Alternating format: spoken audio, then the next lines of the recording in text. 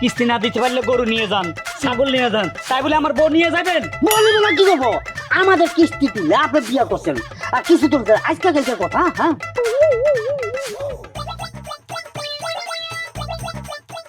Hello, আরে আমি তোর কইলাম তো আমি আইতেছি। তোকে বাড়ির পিছনে যে রাস্তা আছে ওই রাস্তায়। না মেকআপ তেমন বেশি মারি নাই, হালকা মারছি। মেকআপ আমি তেমন মারি নাই, তুই একটু মেকআপ অল্প মারিস। এই যে আপা মেকআপ আপনি পরে মারেন? আসসালামু আলাইকুম। ওয়ালাইকুম আসসালাম। স্যার আসছি আপনার সাথে একটু কথা বলবে। জি স্যার। আচ্ছা দেখুন, বিগত দিন আপনি কিস্তি দিতেছেন না, অন্তত 4টা সপ্তাহ বাকি পড়ছে, এজন্য আপনার বাসায় আসছি। স্যার ঘটনা কি জানেন, আমি হলাম গরিব মানুষ, এই জন্য 4 সপ্তাহ বাদ গেছে, ভাবলাম যে আমি 5টা সপ্তাহ বেলা দিয়ে দিই। কি আপনি কি মানুষ? গরিব মানুষ। আপনার স্যার দেখে তো তেমন হইতেছে না। আসলে স্যার ঘটনা কি জানেন, গরিব বললে যে তার সৌন্দর্য মানে বাড়ানোর অধিকার নাই তা তো না, তাই না? শোনেন, বাড়তি কথা বলবেন না তো। আপনি কিস্তি নিয়েছেন, আপনি ধনী না গরিব ওইটা আমার দেখার বিষয় না। কিস্তি বাকি পড়ছে, পরিষ্কার কিস্তি দিয়ে দিবেন। স্যার বেশি দিন না, মাত্র 7 দিন সময় দেন, 7 দিনের ভিতরে আমি কিস্তি ক্লিয়ার করে দেবো। এই 7 দিন আপনি আরো দিচ্ছেন? আমি আপনার 7 দিন করতে করতে আমার চাকরি যায় অবস্থা। শামিম সাহেব, স্যার এটা ওয়াজের মাহফিল না। শোনেন, আপনার ফ্রিজটা আমরা নিয়ে যাব। ফ্রিজ নেবেন মানে? স্যার এটা আপনি কি করেন? আমার ফ্রিজের মধ্যে কত সবজি টবজি আবিজাবি সব কিছু দিয়ে ভরা। ওইসব কোনো কথা না। আমাদের সংস্থা থেকে কিস্তি তুলে যে যে জিনিসটা কিনে কিস্তি দিতে ব্যর্থ হলে আমরা সেটা ফেরত নিয়ে যাই। আজব কইলি হইল নাকি? আমি আপনাকে ধরে কোনো টাকা নিছি, ফ্রিজ তো আর নেই। এই যে আপা আপনি অনেকবার আমার অনেক কিছু বুঝাইছেন, বাকিটা বুঝাবো আমার স্যার। আপনি বুঝাই দিন স্যার। চুপ থাকুন। দেখেন বেশি কথা কইেন না আপনি আমার লাগে, তাইলে কিন্তু ওই দিনের কথা আমি কইয়া দেবো যে কিস্তি নিতে এসে কি করছিলেন।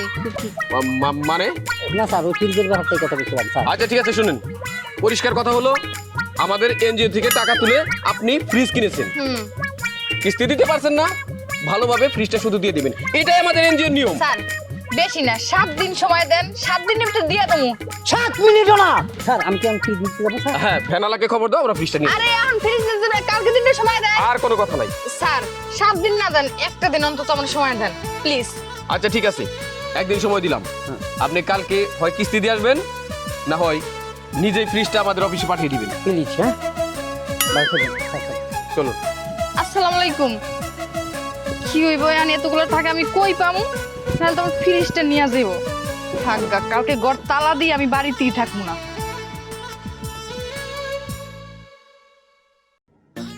খালি বলো বাইরে যাও বাইরে যাও, ঘটনা কি? বাইরে যাবো কেন? ঘটনা কিছুই না, তুমি অন্যভাবে ব্যাপারটা নিচ্ছ কেন? বিয়ের পর দিন থেকে মানে বিয়ের দিন থেকেই দেখতেছি তুমি এটুলির মতো সারাক্ষণ আমার সাথে লেগে থাকো। একটু বাইরে তো মানুষ ঘুরতেও যেতে পারে।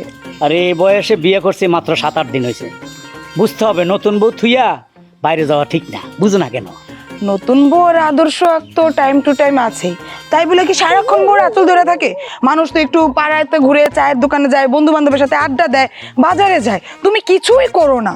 বিরক্ত লাগে না তোমার সারাক্ষণ ঘরে বসে থাকতে? শোনো, টাকার অভাবে বিয়ে করতে পারিনি, টাকা নাই, লাস্টে কি করলাম? কিস্তি তুইলা তোমার বিয়ে করছি। কিস্তি তোলাবো তুমি, তোমারও ছাইরা আমি এক নজরও বাইরে যেতে রাজি না। এইভাবে বলো না, আশেপাশে কেউ শুনলে আবার বলো আমার নামই দিয়ে দিবে কিস্তি তোলাবো। আরে না, পাবলিক শুনবো কেন? আমি আর তুমি জানি ঘটনাটা, মানুষও জানে না। শোনো একটু কথা বলি। বলো। 7-8 দিন তো হয়ে গেছে, এতদিন তো আমাদের মধ্যে ফিজিক্স, কেমিস্ট্রি, জিওগ্রাফি সবকিছুই ভালো করে ব্লুটুথের মতো আদান প্রদান হয়েছে। এখন একটু বাইরে থেকে ঘুরে আসো, আমারও একটু মানে রিল্যাক্সে থাকতে দাও। আমারও ছাড়া তুমি রিল্যাক্সে থাকবা, এটা একটা কথা কইলা? আরে না না, ব্যাপারটা তুমি অন্যভাবে নিও না। আসলে আমি বলতে চাচ্ছি বিয়ের পর থেকে এ পর্যন্ত তোমার জন্য তো আমি ঘরটাও ঝাড়ু দিতে পারি নাই। আর তোমার পরিবারের আছে, আত্মীয় স্বজন আছে, ওরা তো বলবে বউ কাজ করতেই জানে না। তো তুমি ঘন্টা 2-1-এর জন্য কোথাও থেকে ঘুরে আসো, আমি একটু পরিবারের সবার সাথে আলাপ আলোচনা করি, ঘরের টুকটাক কাজ করি, এইটাই বলতে চাইছিলাম। ও না, তা ঠিক আছে, তো আমি বাইরে গেলে তোমার কিছু লাগবে নি? আমার না, আপাতত আমার কিছু লাগবে না।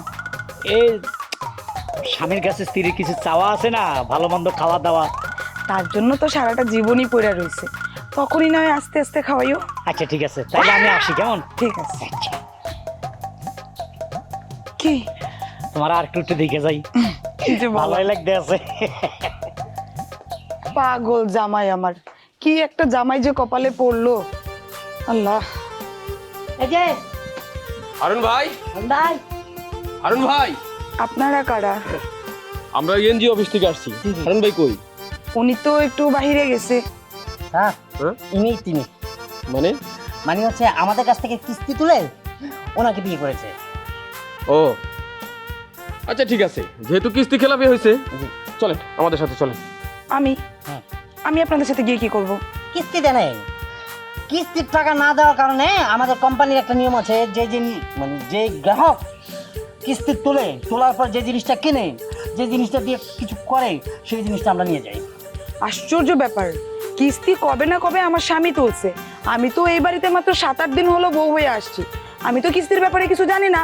আর আপনাদের যদি একান্তই কিস্তির ব্যাপারে কিছু বলার থাকে, সেটা আমার স্বামী যখন বাসায় আসবে, ঘন্টা 2 ঘন্টা পরে আসবে, তার সাথে আপনি আলাপ আলোচনা করতে পারেন।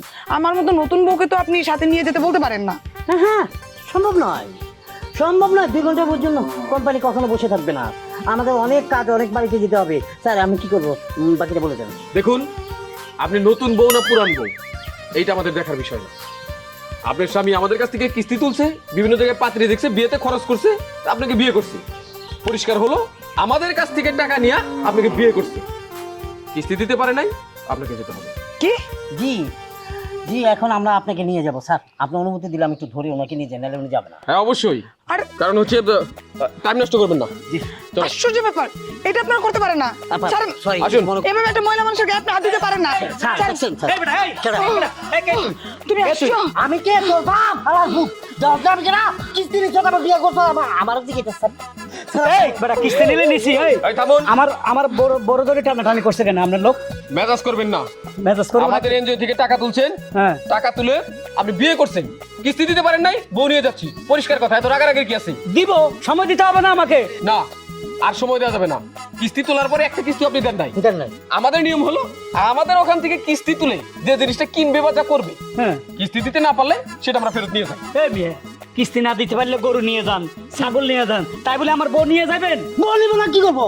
আমাদের কিস্তি তুললে আপনি বিয়ে করছেন, আর কিস্তি তুলতে আজকালকার কথা। হ্যাঁ, কিস্তি না দিলে আমরা বসার শুনতে পারবো না, কারণ আমাদের টাকা দিয়ে বিয়ে করছেন, কোম্পানির টাকা।